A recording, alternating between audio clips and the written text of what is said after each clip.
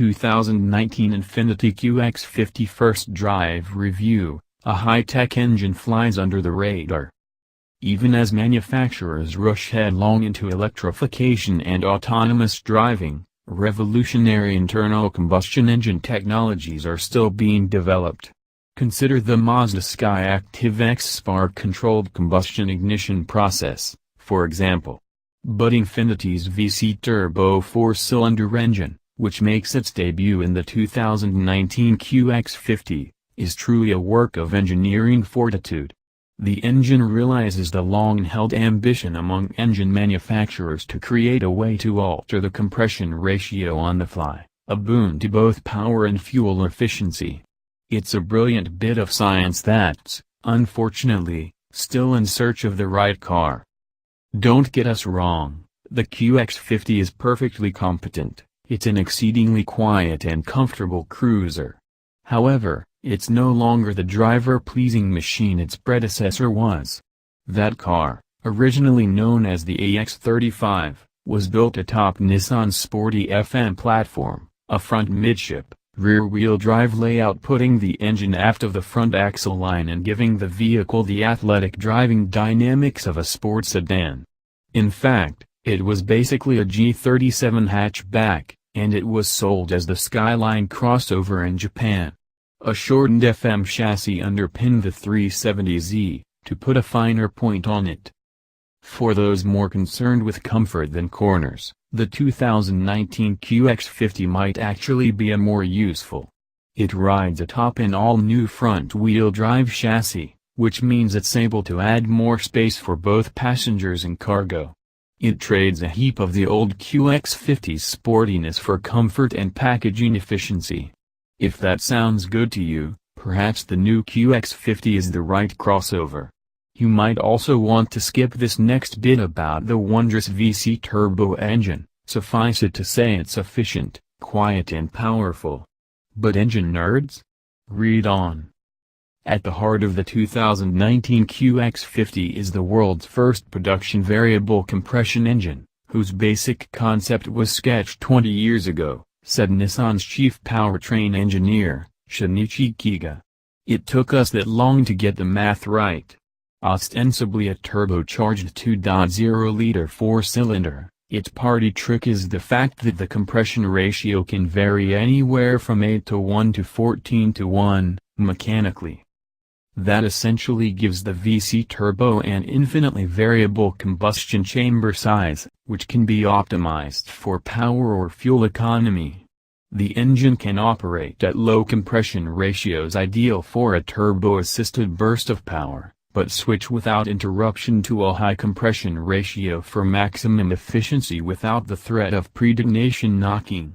In a traditional engine with a fixed compression ratio, it's a compromise between the two.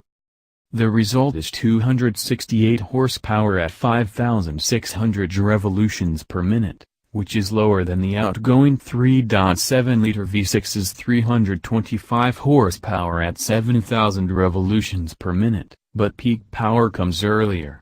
More to the point, the VC turbo generates 280 pounds-to-foot of torque at a mere 1,600 revolutions per minute, besting the V6's 267 pounds-to-foot at 5,200 revolutions per minute.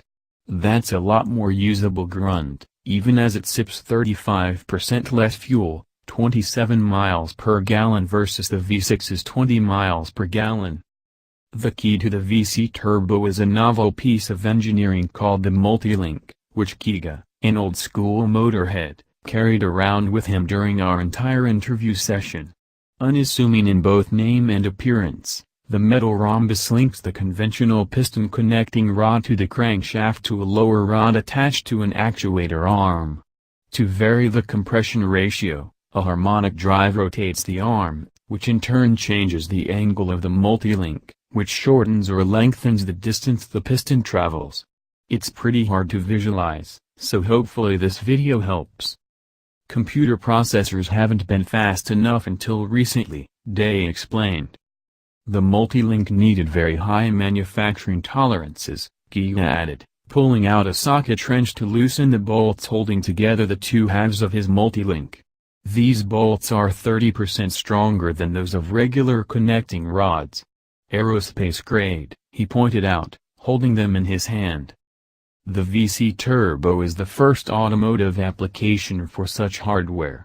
Then he held a multi-link up as if it were moving down an assembly line. We had to develop a new manufacturing technique, since they must be torqued onto the crankshaft simultaneously from opposite sides. Nissan says it owns more than 300 patents surrounding the VC Turbo, including a series of ring patents designed to prevent other companies from even getting close to duplicating the technology.